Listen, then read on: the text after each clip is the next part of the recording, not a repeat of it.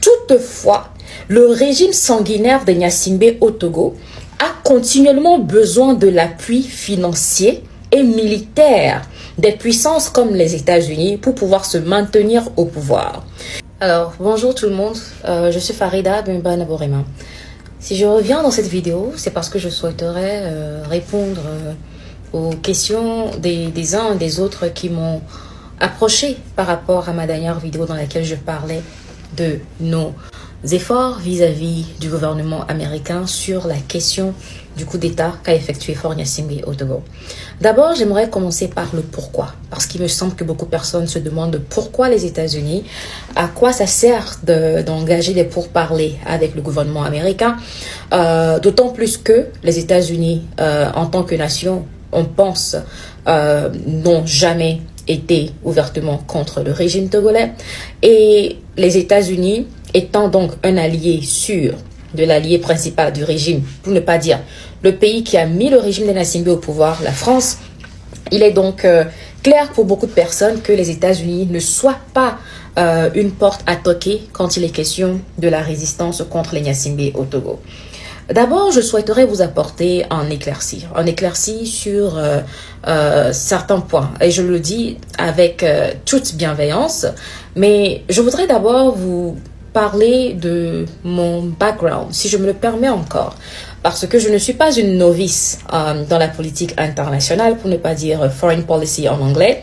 Je travaille dans le domaine. En plus, je suis enseignante d'université en relations internationales, donc je comprends très bien les contours et les rouages de la politique internationale. Alors, je vais donc vous expliquer pourquoi.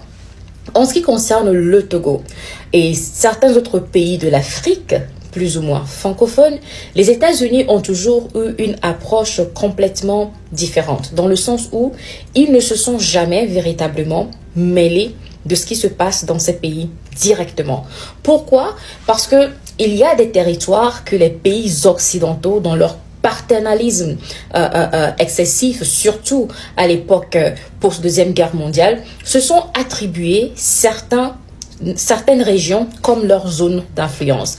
Par conséquent, quand vous regardez l'Amérique latine, dans sa forte majorité, les États-Unis se l'offrent plus ou moins comme zone d'influence, et les abus, les violations et les mauvaises pratiques politiques des États-Unis en Amérique latine pendant longtemps ont tout simplement été ignorées par leurs camarades européens.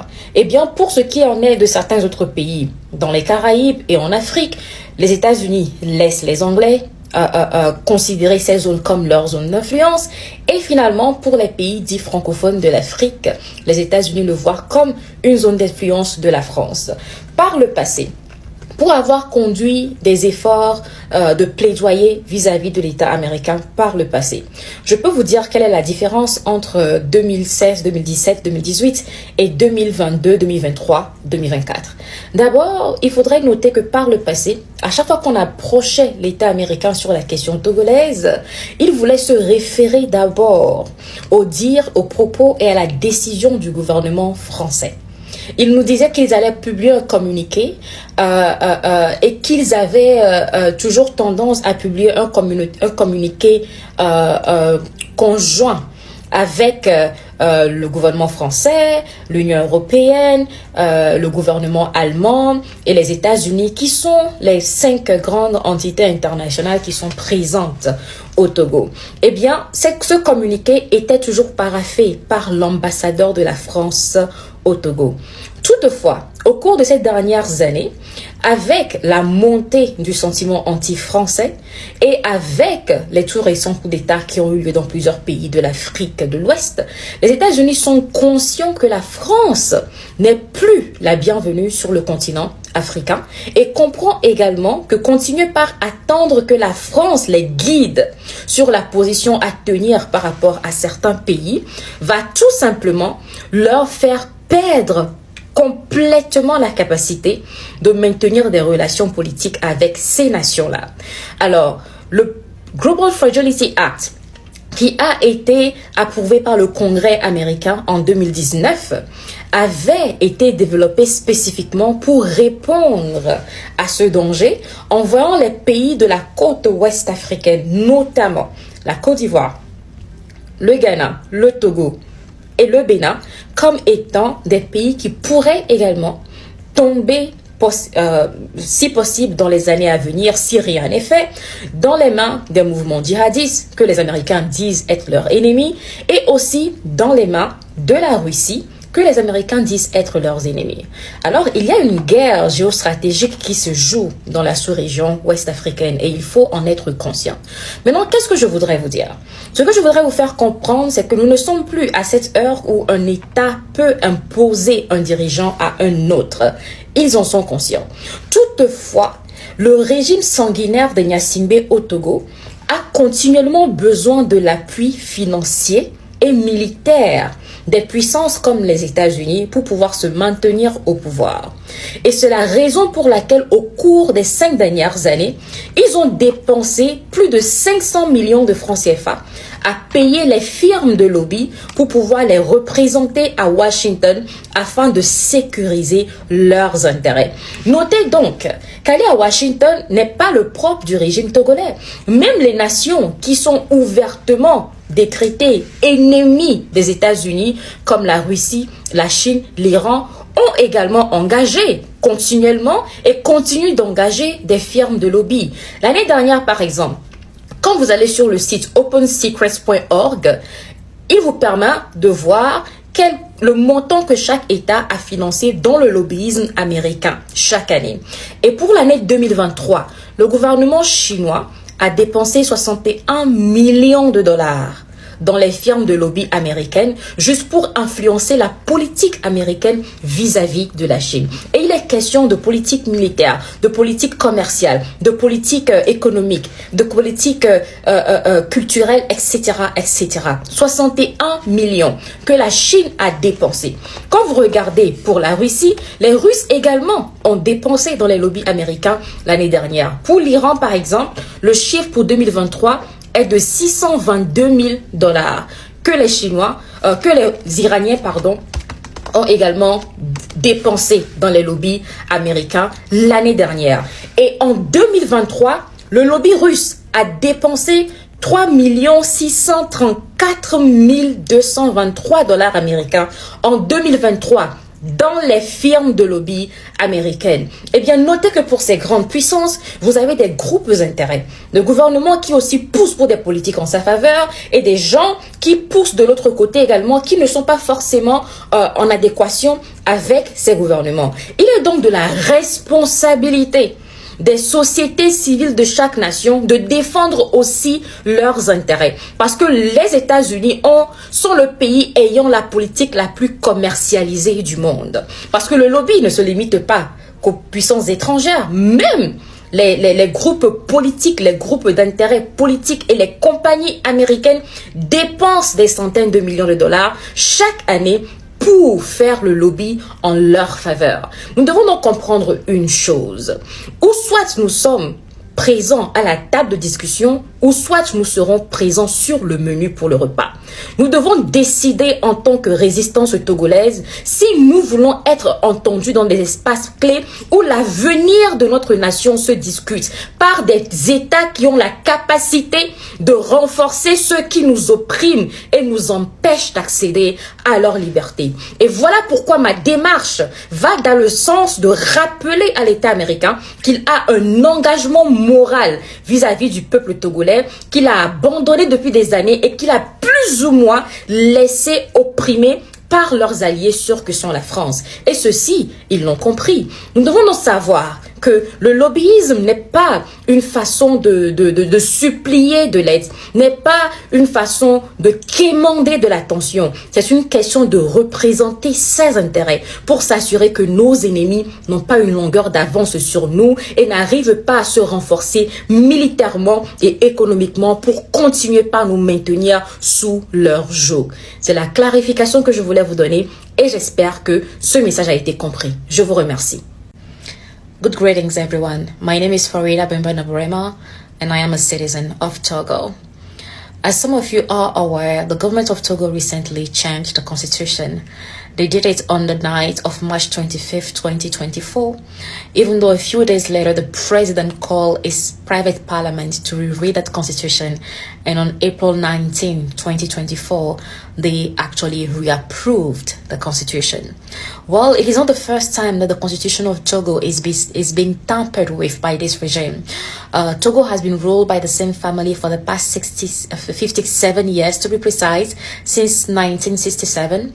And the 𝙁𝘼𝘍𝙍 family has ruled the country in complete tyranny for the past 6 decades. The recent change in the constitution has only one purpose: to help the regime consolidate power and maintain themselves in power indefinitely.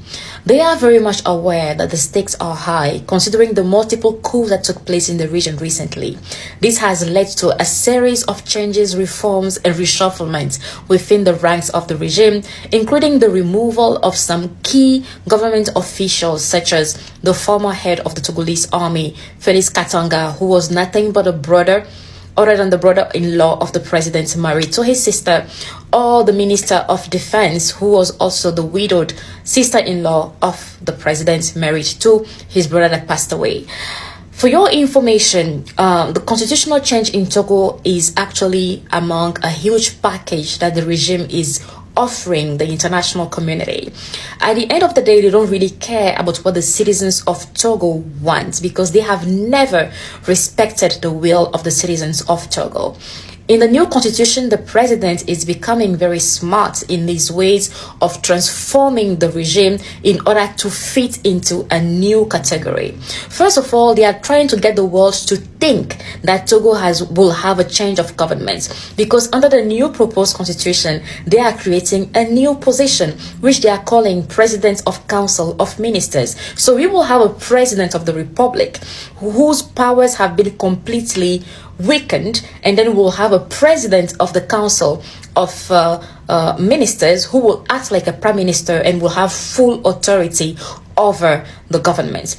Now the president of council of ministers will be the one to designate 1/3 of the members of the Senate, literally cancelling the system of check and balances, because first of all, we didn't have a Senate in Togo. They are reintroducing it now in the upcoming constitution and elections, and they will have the ability as the head of state to appoint 1/3 of the members of that Senate.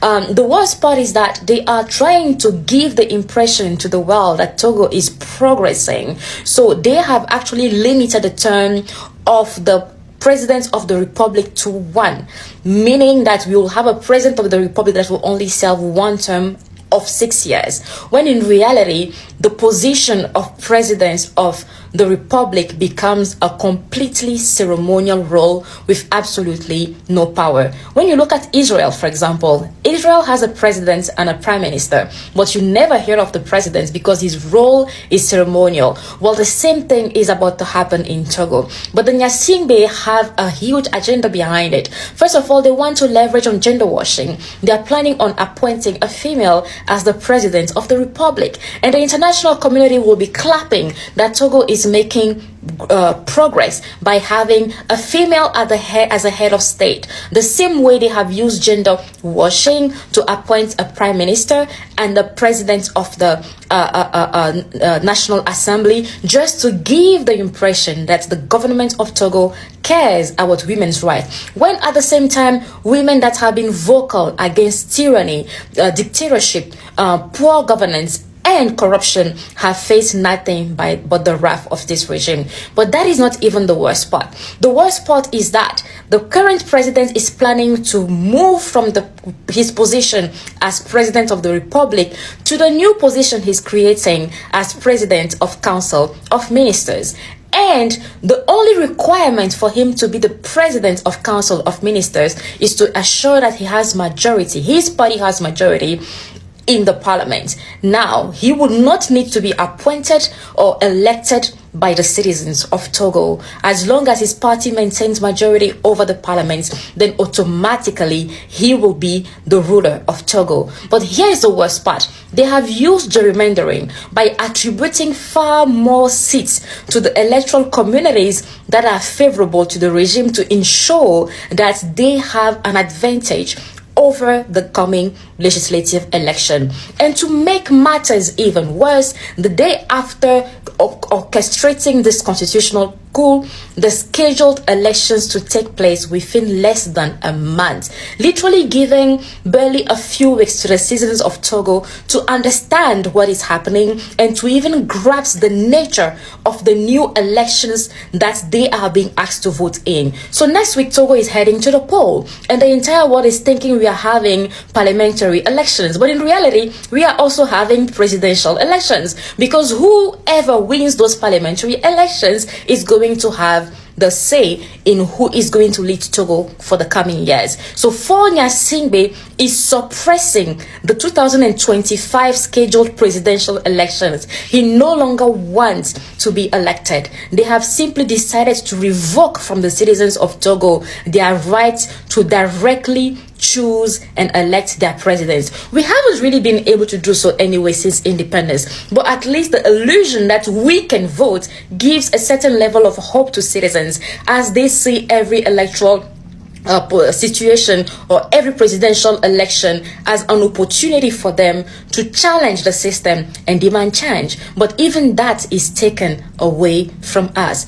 You know, when the coup occurred in Togo, there was a popular saying that it doesn't just hurt that they changed the constitution without consulting the citizenry, but they managed to do so when we were sleeping, because the members of parliament, of this current parliament, whose mandate expired actually since December 31st, 2023, gave themselves the audacity to change our constitution at midnight when the whole nation was asleep.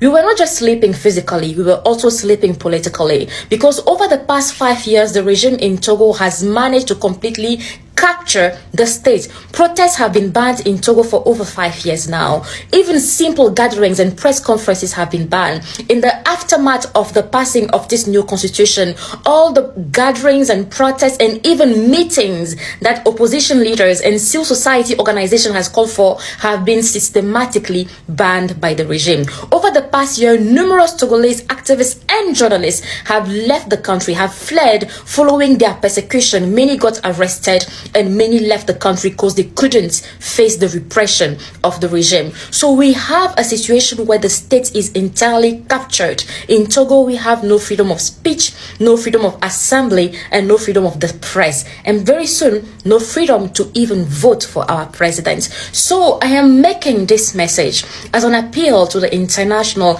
African community of African citizens everywhere, in those nations that are not French-speaking nations, such as Ghana, Nigeria, Sierra Leone, Kenya, Zimbabwe. I understand that the stakes are high for the continent, and the young people on this continent want change. The people of Togo, however, have been fighting for that change for the past 60 years unsuccessfully, because we have not been one of those lucky nations where the army has a little bit of independence from the regime. The regime is the army, and the army is the regime.